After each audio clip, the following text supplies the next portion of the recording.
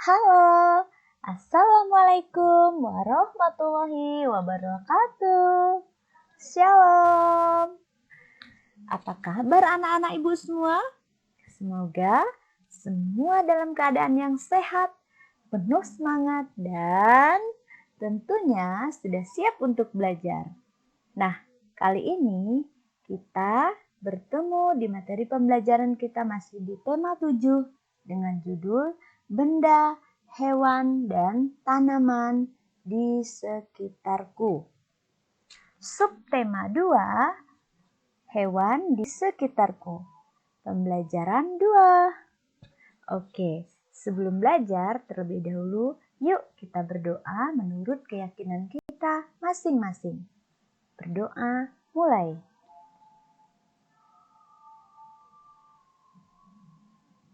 Berdoa selesai. Sebelum masuk ke materi pembelajarannya, terlebih dahulu Ibu akan menyampaikan tujuan pembelajaran untuk kita kali ini. 1. Setelah mengamati gambar, kita dapat menyebutkan ungkapan pemberitahuan secara tertulis yang terdapat pada teks dengan tepat. Kemudian yang kedua, setelah membaca teks, kita dapat menggunakan kata ungkapan pemberitahuan secara tertulis dengan tepat. Kemudian yang ketiga, setelah mengamati gambar, kita dapat menjelaskan gerak dasar melompat dan memutar sesuai irama atau ketukan tanpa iringan musik dalam aktivitas gerak berirama dengan benar.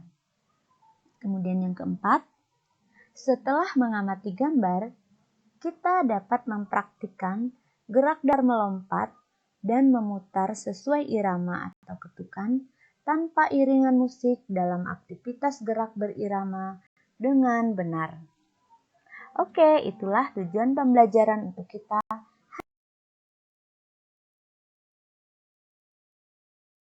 Ya, kita masuk ke materi inti kita yaitu pembelajaran kedua. Ayo mengamati. Ya, tampak pada gambar di sini Udin, Edo, dan Beni mereka sedang membaca buku. Jadi, buku apa yang sedang mereka baca? Mereka sedang membaca buku tentang kebun binatang. Nah, pada gambar kebun binatang, hewan apa saja yang ada di situ? Anak-anak Bu Guru yang hebat pasti bisa menyebutkan nama-nama binatang yang ada pada gambar.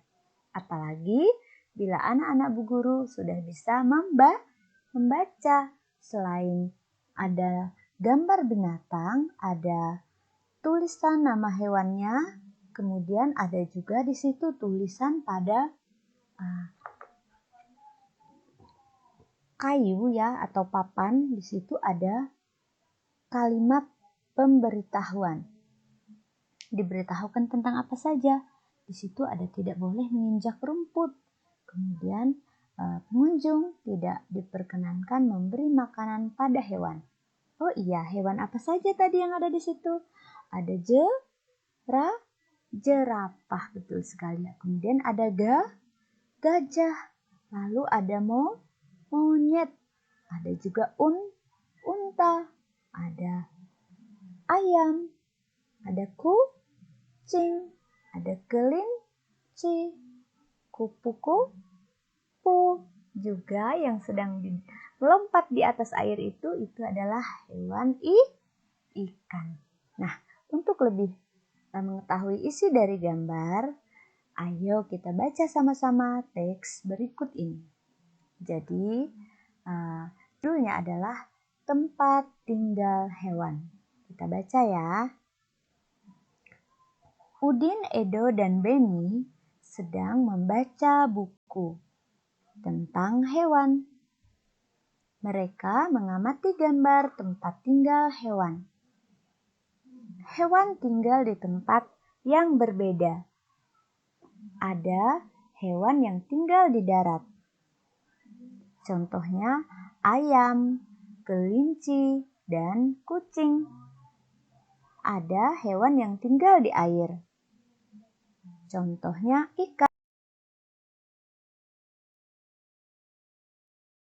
Oke, ada pula hewan yang tinggal di air dan di darat, contohnya katak. Namun, Udin merasa bingung menentukan tempat tinggal kera. Menurut Beni, kera tinggal di darat. Namun, menurut Edo, kera tinggal di pohon. Bagaimana pendapatmu? Iya, jadi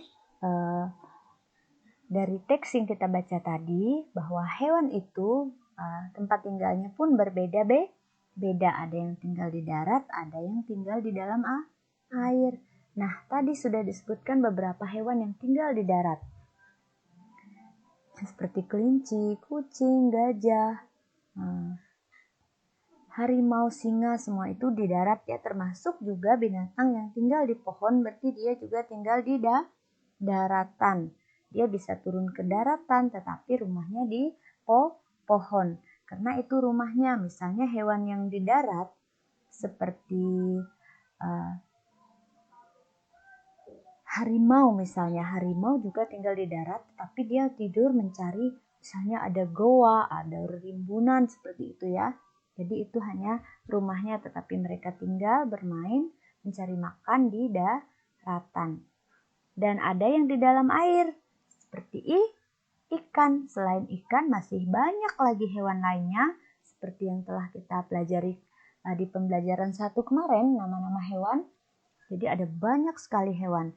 Kalau yang di dalam air selain ikan ada kura-kura, penyu, kemudian ada udang, ada cumi-cumi, ada apa lagi, ubur-ubur dan lain sebagainya, masih banyak. Kemarin kita sudah belajar menyebutkan nama-nama hewan tersebut. Nah, selanjutnya ayo berlatih. Perhatikan kembali gambar sebelumnya. Adakah ungkapan pemberitahuan pada gambar tersebut? Iya, tadi kita melihat ungkapan pemberitahuannya ada ya. Jadi kita jawab iya, ada. Iya. Ada berapa ungkapan pemberitahuan tadi? Oke, sekarang kita lanjutkan.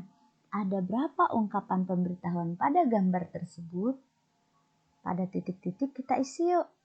Ada dua papan yang ditulis pemberitahuan tadi. Sebutkan ungkapan pemberitahuan yang ada pada gambar. Jadi, ungkapan pemberitahuan pada gambar tadi, 1, tidak boleh menginjak rumput. Kemudian yang kedua, pengunjung tidak diperkenankan memberi makanan pada hewan. Nah, itulah 2 ungkapan pemberitahuan pada gambar yang tadi sudah kita lihat, yaitu buku yang dibaca oleh Udin, Beni, Edo ya. Nah, berikut kita lihat lagi nih. Cobalah menulis ungkapan pemberitahuan agar pengunjung menjaga kebersihan kolam. Iya. Di sini, di titik-titik yang sudah disediakan, kita diminta untuk membuat ungkapan pemberitahuan agar pengunjung menjaga kebersihan kolam. Misalnya kita bisa membuat seperti ini. Dilarang membuang sampah ke dalam kolam. Seperti itu ya. Nanti anak-anak guru pada buku LKS silahkan membuat kalimat seperti pada contoh yang kita pelajari sekarang. Paham ya? Jadi kalimat pemberitahuan atau ungkapan pemberitahuan itu adalah yang memberitahukan kepada kita apa yang harus kita lakukan atau yang tidak boleh kita lakukan.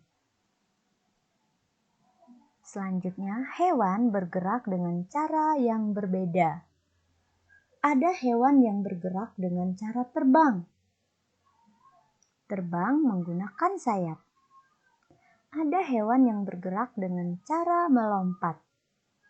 Dapatkah kamu menirukan gerak hewan di samping? Coba tirukan gerak hewan bersama temanmu. Ya, ini adalah katak, tak atau kodok. Jadi, katak ini bergerak dengan cara melompat. Coba anak-anak Bu Guru belajar di rumah, tirukan gerakan katak melompat dengan hitungan 1 sampai 8. Oke, kita lanjut.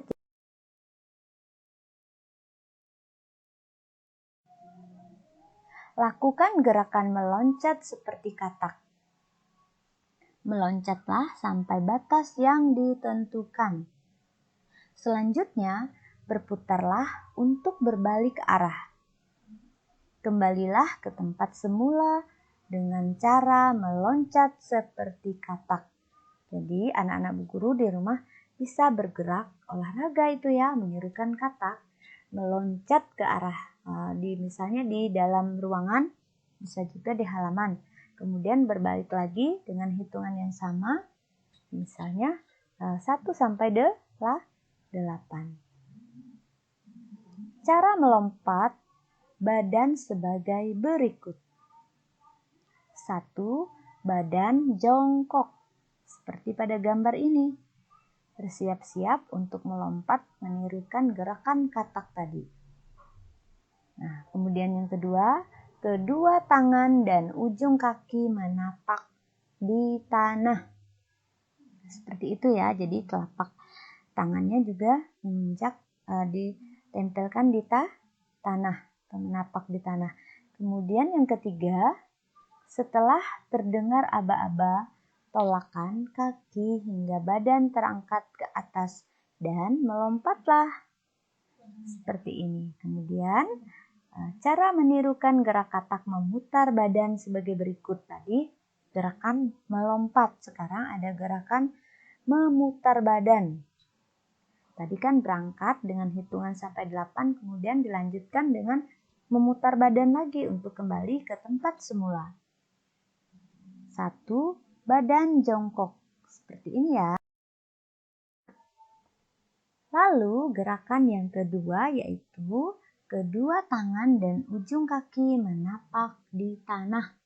Jadi sama seperti gerakan pada saat kita awal tadi gerakan melompat. Ini kan gerakan untuk memutar badan. Lalu yang ketiga, dalam kondisi tersebut putarlah badan.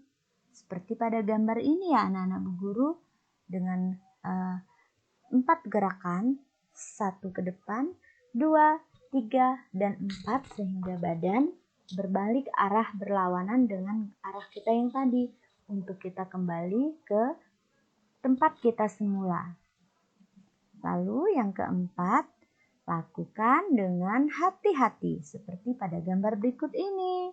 Silahkan anak-anak Bu Guru coba melakukan gerakan seperti pada petunjuk yang sudah kita baca tadi, seperti pada gambar yang sudah kita lihat. Silahkan anak-anak Bu Guru praktikkan, bisa bersama adik, kakak, sepupu, teman, atau bisa juga dengan ayah bunda di rumah. Oke, lalu apakah kamu dapat melakukan gerak meloncat seperti katak? Pasti sudah bisa. Apakah kamu dapat melakukan gerak berputar seperti katak? Juga pasti bisa. Berlatihlah jika kamu belum dapat melakukannya. Bersyukurlah jika kamu sudah dapat melakukannya. Rasa syukur dapat dilakukan dengan merawat tubuh. Tubuh yang dirawat akan sehat selalu. Oke, anak-anak Bu Guru yang hebat, materi pembelajaran kita untuk pembelajaran 2 sudah selesai.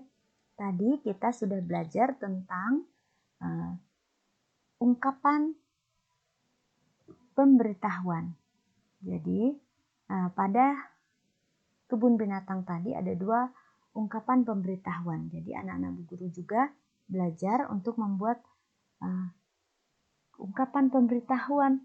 Seperti tadi kita sudah latihan tentang apa yang harus kita beritahukan supaya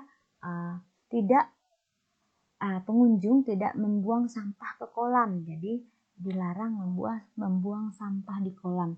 Nanti silahkan cek tugas anak-anak Bu Guru di LKS tema 7, subtema 2, pembelajaran 2.